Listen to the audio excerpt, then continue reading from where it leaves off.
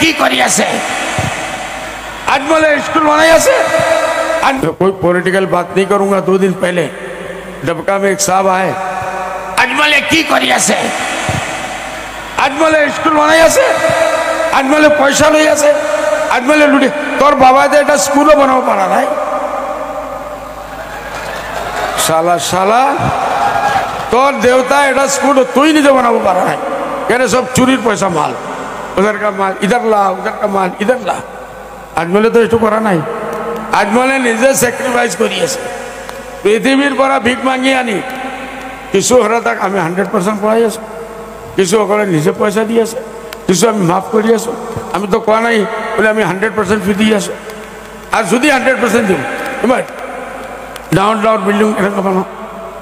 3 কোটি 7 কোটি টাকার মাটি কেনেকা কিনিম বলে আমাক পয়সা দিব তার দেবতা এই দিব जानवर कहेगा जानवर कुकुर नहीं सब और हमारे मुसलमानों को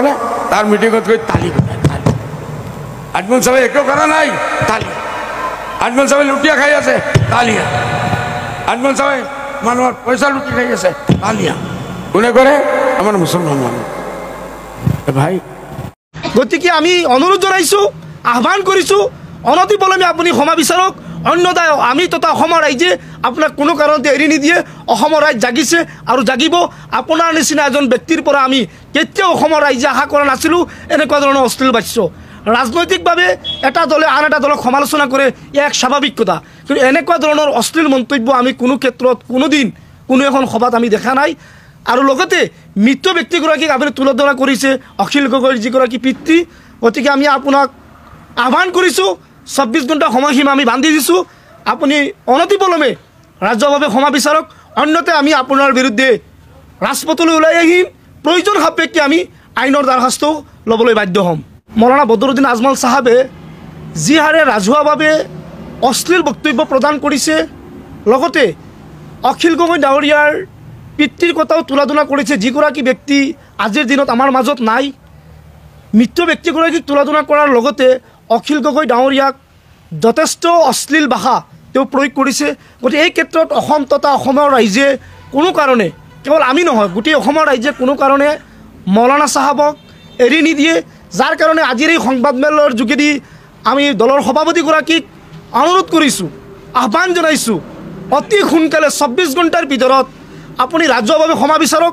অন্যথায় আমি ইয়াৰ বিৰুদ্ধে তীব্ৰতৰ আন্দোলন গঢ়ি তুলিবলৈ বাধ্য হ'ম কেৱল আমিয়ে নহয় গোটেই অসমৰ ৰাইজে ইয়াৰ বিৰুদ্ধে প্ৰতিবাদ কৰিবলৈ বাধ্য হ'ব কাৰণ সম্পূৰ্ণ অসমীয়া জাতিক আপুনি অপমান কৰিছে লগতে আপুনি আৰু এটা কথা কৈছে যে সংখ্যালঘু ৰাইজে কিয় হাত চাপৰি মাৰে সংখ্যালঘু ৰাইজ আপোনাৰ বাট খাই থকা নাই সংখ্যালঘু ৰাইজৰ কাৰণে আপুনি ভগৱান হোৱা নাই সংখ্যালঘু ৰাইজৰ বিবেক আছে জ্ঞান আছে তেখেতসকলে অসমৰ জাতিৰ স্বাৰ্থৰ কাৰণে গোটেই অসমৰ ৰাইজৰ লগত একত্ৰিত হৈ